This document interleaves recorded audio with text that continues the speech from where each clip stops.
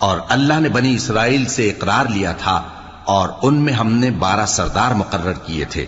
اور اللہ نے فرمایا کہ میں تمہارے ساتھ ہوں اگر تم نماز پڑھتے اور زکوٰۃ دیتے رہو گے اور میرے پیغمبروں پر ایمان رکھو گے اور ان کی مدد کرتے رہو گے اور اللہ کو قرض حسن دو گے تو میں تم سے تمہارے گناہ دور کر دوں گا اور تم کو بہشتوں میں داخل کروں گا جن کے نیچے نہریں بہ رہی ہیں۔ پھر جس نے اس کے بعد تم میں سے کفر کیا تو وہ سیدھے رستے سے بھٹک گیا۔ پس ان لوگوں کے عہد توڑ دینے کے سبب ہم نے ان پر لعنت کی اور ان کے دلوں کو سخت کر دیا۔